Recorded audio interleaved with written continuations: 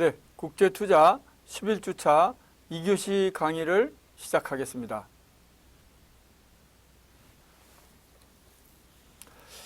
참고 1을 보시면 싱가포르의 신생명과학 이니셔티브 정책을 소개하겠습니다. 2001년에 10억 달러의 생명과학기금을 마련해서 생명 및 의학 분야의 다국적 기업 연구개발센터 건립을 지원하고 다양한 세제 혜택을 제공하고 있습니다. 싱가포르 정부는 이제 생명 및 의학 분야 신기술 도입 기업의 세금을 26% 감면해주고 생산설비 투자에 대해서 최대 50%까지 소득세 공제 혜택을 제공하고 있습니다. 국가과학 장학금 2억 8천만 달러 규모를 조성하는 등 생명 및 의학 분야의 핵심 인재 육성과 확보에도 주력하고 있습니다. 해외 유수 대학 및 기업과 싱가포르 대학 간의 공동 연구와 산학 협력을 장려하고 있습니다. 싱가포르 국립대학은 미국의 명문 대학인 듀크 대학과 공동으로 의학대학원을 설립한 바 있습니다. 싱가포르의 생명과학산업은 2000년에서 2006년간 연평균 20% 이상 성장하는 등 싱가포르의 주력 산업으로 부상하고 있습니다. 바이오 산업의 2006년 총 부가가치 창출액은 12.7억 달러에 이르고 있습니다. 미국의 일라이 릴리, 스위스의 노바티스, 프랑스의 사노피, 아벤티스 등 세계적인 제약회사들이 싱가포르에서 임상실험센터를 운영하고 있습니다. 이제 두 번째, 대만에 대해서 살펴봅니다. 대만은 인구가 약 2,300만 명 정도고요. 대만인이 84%, 중국 본토인이 14%, 원주민이 2%를 구성하고 있습니다. 1인당 GDP는 한 2만 3천 달러 정도에 이르고 있고요. 산업구조는 서비스업이 64%, 제조업 34%, 농업 2%를 나타내고 있습니다. 이렇게 개각적인 대만의 상황에 대해서 알려드렸고요. 대만은 이제 OEM, ODM 생산 기지에서 OEM이란 우리가 주문자 상표 부착 생산을 의미합니다. ODM은 제조자 개발 생산을 의미합니다. 이렇게 OEM, ODM 생산 기지에서 다국적 기업 연구개발센터로 변신하고 있습니다. 즉 대만은 2000년대 초에 기존 OEM, ODM 방식의 산업구조에서 탈피하기 위해서 외국 기업의 연구개발센터 유치 등 지식추구형 IFDI 정책을 강화한 바 있습니다. 이에 배경으로 이제 중국 제조업의 성장으로 생산 기술에 의존한 OEM, ODM 방식만으로는 지속 가능한 경제 성장이 불가능하다는 판단을 지적할 수 있습니다. 세금 감면 및 기술 인력 지원을 핵심 내용으로 하는 다국적 기업 혁신 연구개발센터 설립 프로그램을 2002년에 시행한 바 있습니다. 대만 정부는 2002년 이후 5년간 각종 지원을 통해서 다국적 기업들의 연구개발센터 31개를 유치한 바 있습니다. 대만 정부가 주도하는 2만 5천 평 규모의 소프트웨어 파크를 2002년 타이페이 외곽의 난강에 조성한 바 있습니다. 참고 2를 보면 난강 소프트웨어 파크에 대해서 소개하고 있습니다. 2002년 완공된 국책과학기술단지로서 외국 기업에게 파격적인 인센티브를 제공하고 있습니다. 예를 들면 입주 기업에게 임대료를 2년간 40%, 이후 2년간은 20% 감면하고 입주 후 20년이 지나면 건물 소유권을 양도하고 있습니다. 단지 내 기술 개발과 생산에 필요한 설비 외에 금융센터, 의료설비, 생활편의시설 등을 구비하고 있습니다. 인텔, IBM, 소니, AMD 등 다국적 기업의 연구소를 포함해서 모두 320개 사가 입주하고 있고요. 입주율은 98%, 17,000여 명을 고용하고 있습니다.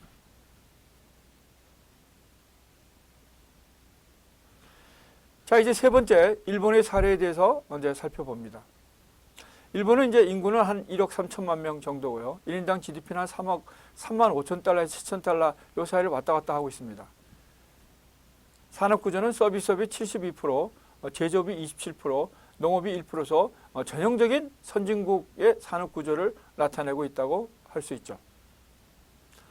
자, 일본은 이제 M&A 규제 완화 등을 통해서 IFDI 유치 정책을 시행하고 있습니다. 자, 우리가 일본은 전통적으로 이제 밖으로 나가는 투자를 주로 한 국가였죠. 그래서 전통적으로 OFDI 위주의 국가였지만 중국 등 신흥시장으로 IFDI가 집중하는 데 대한 대응책으로서 2003년부터 M&A를 통한 IFDI 유치에 중점을 둔 IFDI 촉진 프로그램을 추진하고 있습니다. 1단계, 2단계로 나눠볼 수 있는데요. 1단계는 2003년 3월에서 2006년 5월까지입니다. 외국인 직접 투자가 5년간 2배 증가하는 것을 목표로 선언하고 외자 유치를 본격적으로 추진한 시기라고 할 수 있죠. 그래서 이 시기는 1단계는 IFDI 기반 조성기라고 평가할 수 있겠습니다. 자, 이 시기는 이제 인수합병, 합동회사 설립 등을 포함한 회사법 개정 등이 이제 핵심 내용이 되겠습니다. 2단계는 이제 2006년 6월에서 2010년 12월까지인데요. 2010년까지 IFDI를 경상 GDP의 5% 수준으로 높이는 것을 목표로 설정한 시기입니다. 이제 IFDI 가속기라고 이제 평가할 수 있겠죠. 그래서 삼각합병을 허용하는 등 외국 기업의 일본 기업 M&A에 대한 규제를 대폭 완화하게 됩니다. 삼각합병이라는 것은 자회사가 모 회사의 주식을 이용해서 다른 회사를 M&A하는 행위로서 2007년 5월부로 허용되고 있습니다. M&A를 통한 IFDI 유치 정책에 힘입어서 2007년 누적 IFDI는 15.4조 엔으로 2003년 대비 1.6배 확대된 것으로 나타났습니다. 경상 GDP 대비 IFDI 비중도 2003년 2.0%에서 2007년에는 2.9%로 증가한 것으로 조사되었습니다.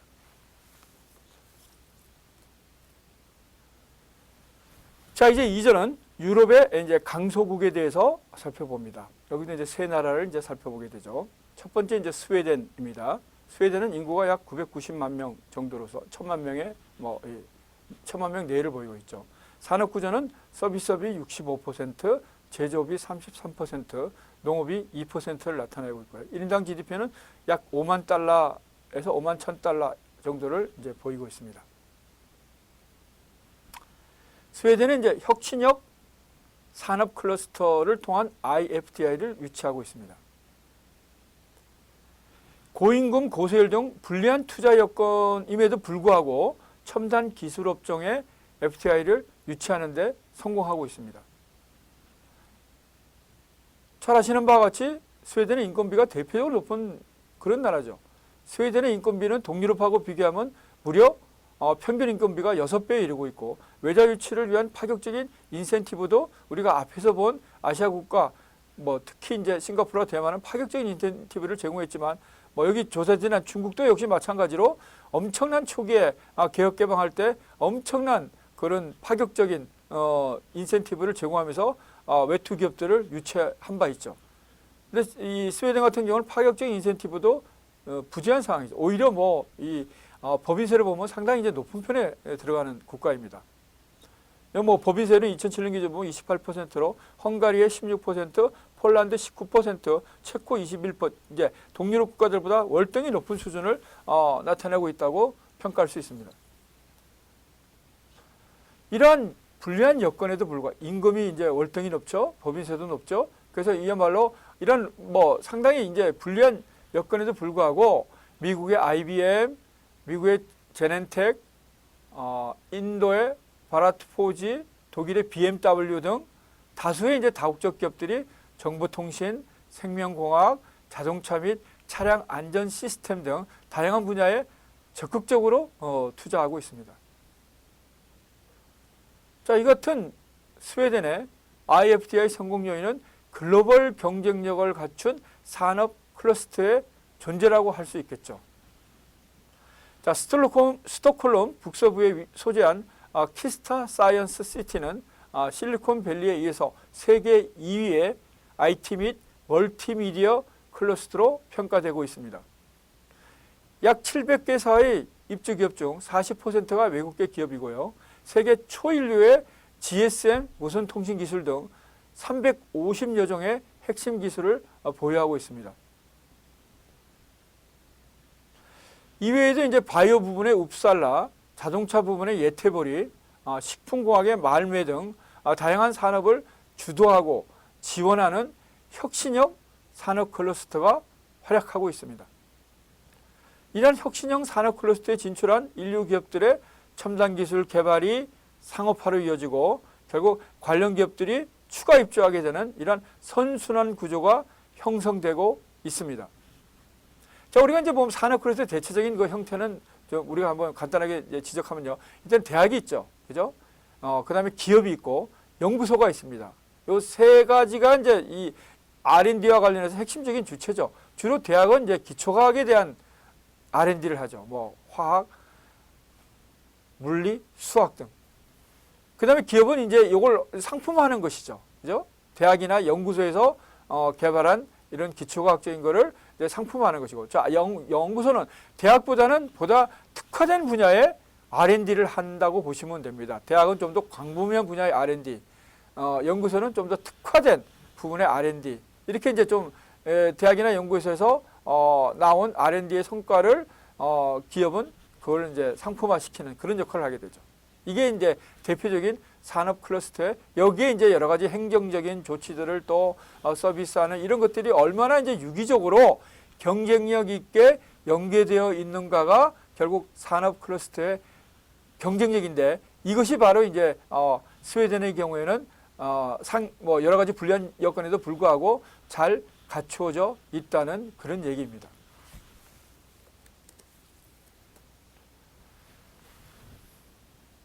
초기 이제 보면 스웨덴의 에릭슨 또 IBM의 기술력이 IFDI를 확대시키는데 중요하게 작용하였습니다. 1976년에 에릭슨과 IBM이 입주했는데요. 이것이 이제 1970년대 말에서 1980년대로 오면 관련 업체 경쟁사가 추가로 이제 입주하게 되고요. 1990년대로 오면 벤처 기업이 또한 입주하게 되고 2000년대로 오면 디지털 기술 융복합화로 인해서 무선 통신 분야의 대기업이 합류하게 됩니다. 시기별로도 이제 그야말로 정말 고도화되는 차원에서 스웨덴의 산업 클러스터로 글로벌 다국적 기업들이 입주하게 된 것을 시기별로 이제 우리가 알 수 있죠. 자, 이제 두 번째 이제 스위스로 이제 가게 됩니다. 자, 스위스 인구가 한 820만 명 정도 되고요. 스위스는 이제 주로 세민족으로 구성되어 있습니다. 이 독일이 주축인 이제 게르만족 65%, 프랑스인 18%, 이탈리아인 10%를 가지고 있습니다. 그래서 산업구조는 서비스업이 73%, 제조업이 26%, 농업 1%, 1인당 GDP는 무려 한 8만 3천 달러에서 5천 달러 사이에 위치하고 있습니다. 엄청난 그야말로 고소득 국가죠. 자, 저도 스위스를 가봤습니다만은 이제 여행을 하다 보면은 이제 유럽 여행에서도 이제 몇몇 이제 핵심적인 국가들이 있죠.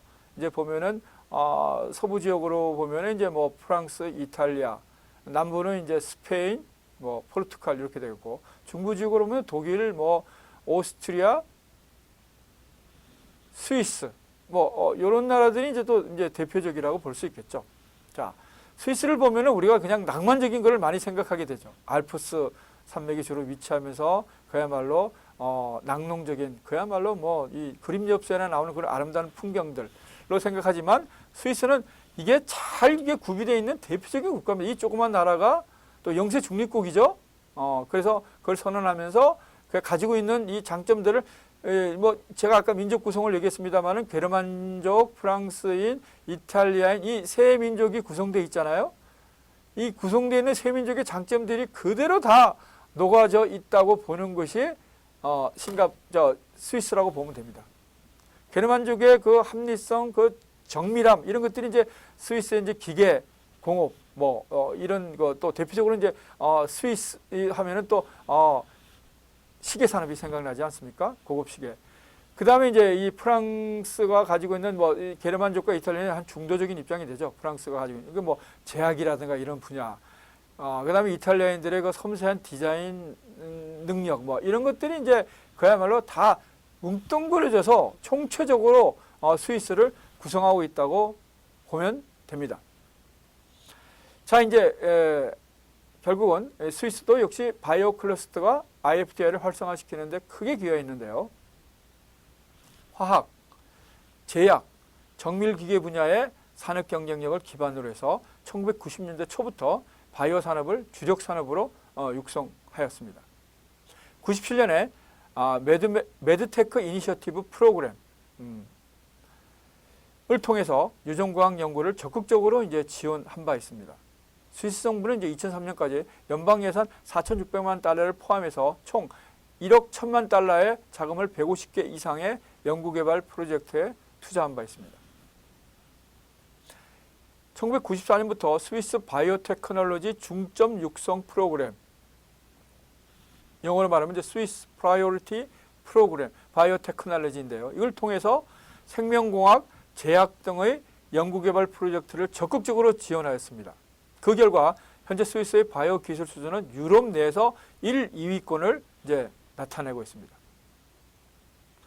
그 중에서도 이제 프로테오믹스 분야는 세계 최고 수준으로 평가되고 세계 4위의 로시에, 6위의 노바티스, 39위의 세르노 등 글로벌 제약회사를 다수 보유하고 있습니다. 프로테오믹스는 유전자 단백질 연구인데요. 20년 전에 미국이나 영국에서 게놈이라는 단어가 처음 사용되기 전부터 스위스에서 이미 연구되기 시작하였습니다. 다국적 생명공학 및 바이오 업체들은 스위스의 화학, 유전공학 및 나노 분야의 기술력을 활용하기 위해서 스위스 정부가 육성한 바이오 클러스터에 적극적으로 진출하고 있습니다.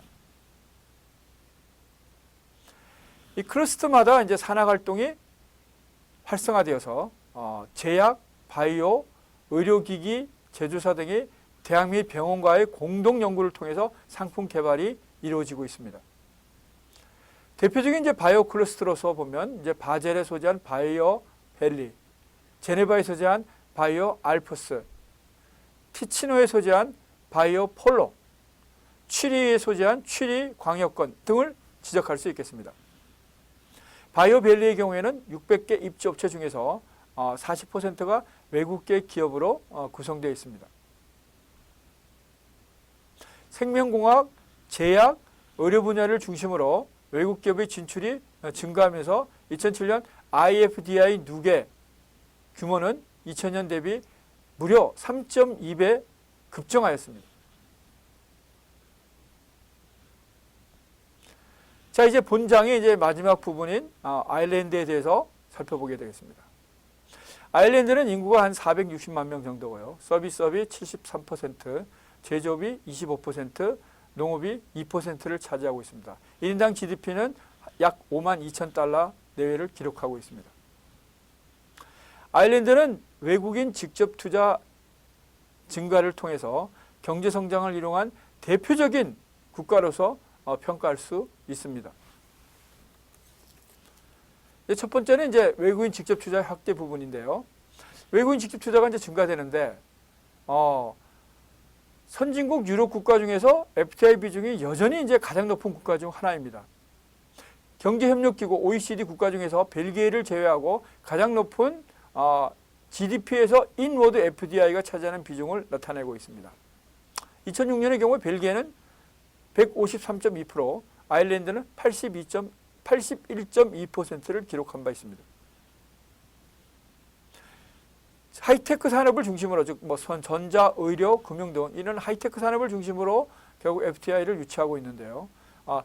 이러한 그 주요 요인으로서 유럽 시장에 대한 수출과 판매를 위한 전진기지로서의 아일랜드가 가지는 이런 중요성이 결국 이렇게 이제 외국인 직접 투자가 증가하게 되는 주요 요인이라고 할 수 있겠습니다.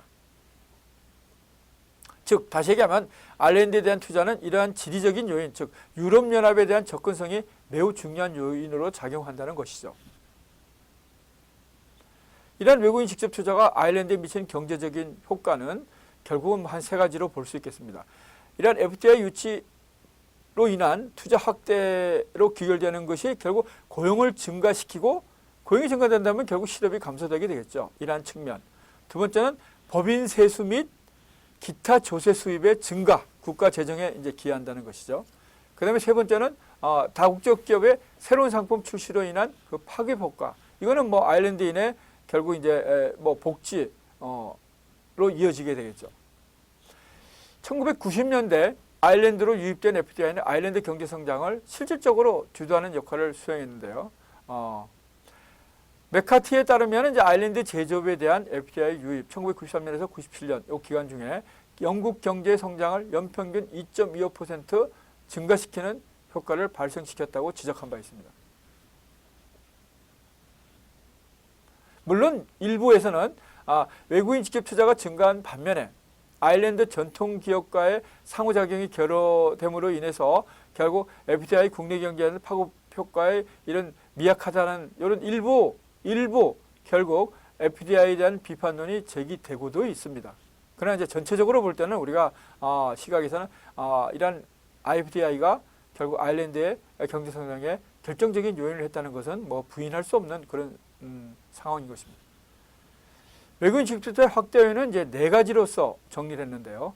이제 한국경제연구원의 이제 보고서에 따르면 아일랜드에 대한 FDI 확대 요인은 노동시장의 안정, 법인세의 대폭적인 인하, 친기업적인 사업 환경, 시장 개방의 확대, 그리고 외국인 투자 기업에 대한 적극적인 R&D 투자 지원 등을 지적하고 있습니다. 자, 이제 아까도 좀 언급했습니다만 이제 첫 번째 법인세 인하에 대해서 살펴봅니다. 국내의 모든 기업, 제조업, 금융서비스업 등에 대해서 유럽 최저의 동일한 12.5%의 법인 소득세를 적용하고 있습니다. 예를 들면 아일랜드가 12.5%, 불가리아 15%, 싱가포르 20%, 영국 30%, 독일 41.63%에 비하면 아일랜드 11.5%는 뭐 거의 유럽 최저의 그런 법인세율 수준이죠. 자, 투자 유치국의 법인세율이 낮을수록 FDI 유입이 증가한다는 이런 다수의 실정 분석 결과가 있습니다. 한국경제연구원이 분석한 결과에 따르면 법인세율 증가는 FDI를 축소시키는 요인으로 작용한 것으로 나타났습니다. 아일랜드는 2003년 이후에 12.5%의 법인세율을 유지하고 있습니다. 1993년에 약 40%에 이르던 아일랜드의 법인세율은 이후 급격히 하락하기 시작해서 2000년에 약 24%, 2003년 이후 12.5%로 유지되고 있습니다. 그러니까 아일랜드가 처음서부터 법인세가 낮았던 것은 아니죠. 법인세가 93년에마다 거의 뭐 40%를 이뤘지만 점차 법인세가 낮아져서 현재 12.5%를 나타내고 있다는 것입니다. 이것은 뭐 경제협력개발기구 평균에 비해서도 현저히 낮은 법인세율 수준이라고 할 수 있겠습니다. 아일랜드의 낮은 이제 이런 법인세율이 한국이 비교적 높은 법인세율을 여전히 유지하고 있는 것과 매우 대조적인 현상으로 평가할 수 있겠습니다. 한국은 97년에 약 30.8% 정도의 법인세율에서 2007년에는 27.5%의 법인세율을 유지하고 2017년에 22%로 내린 바 있습니다만 다시 2018년에 25%로 올린 그런 상황이죠. 결국 이제 국내 기업의 투자 활성화뿐만 아니라 FDI 유치를 촉진시키기 위해서도 과감한 법인세 인하 정책의 추진이 필요하다고 할 수 있겠습니다.